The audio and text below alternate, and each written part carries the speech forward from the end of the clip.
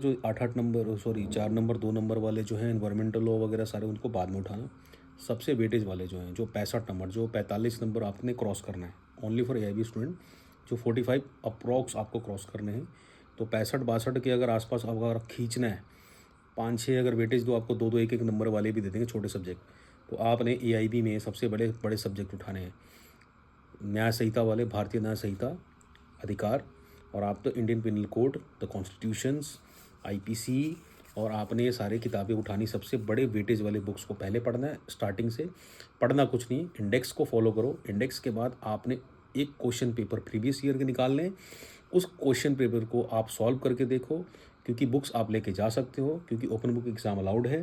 तो आप लेके जाओगे तो वहाँ पे कन्फ्यूज, 3 घंटे का टाइम मिलता है। 3 घंटे में आपने फॉलो करना होता है कि 3 घंटे में अगल बगल से भी किसी से पूछ सकते हो आप, किसी पहले अगल बगल वाले से भी एक देख ले, कोई मेच्योर बंदा है तो उसे सेट कर लेना।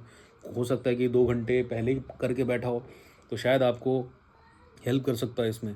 तो आप एक काम करना कि अपने जो भी आपके जो सेट्स हैं, कम से कम 21 सेट हैं, 21 सेटों में आप हर एक इंडेक्स पे अपना नाम लिखना। इंडेक्स को पहले फॉलो करो, उसके बाद धीरे धीरे उसको आप पढ़ने के, इतना इतना कोई पढ़ नहीं सकता उसमें। एआईबी की बुक्स जो हैं पढ़ नहीं सकता, ये सब मजिस्ट्रेट के हिसाब से और जुडिशरी के हिसाब से होता है, तो आप उसको पढ़ नहीं सकते इतना।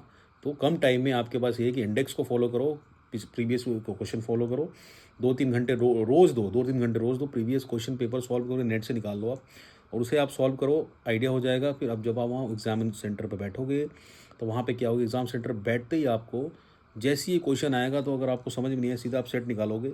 अच्छा, ये वाला पेपर है, जैसे इंडियन पिनल कोड का आ गया, ये सिविल प्रोसीजर वाला आपने खोलना शुरू किया। अच्छा, ये है, तो आपने इंडेक्स को खोला, आपने सीधा आप कॉन्टेक्ट्स पे गए, कंटेंट पे, ये आप जो भी खोलोगे आप इसमें कंटेंट खोलोगे, खोलते ही आप एफिडेविक्स पे गए, एफिडेविक्स से रिलेटेड जो भी आपको, उसमें ये नहीं लिखा होगा कि कौन सा सब्जेक्ट का है।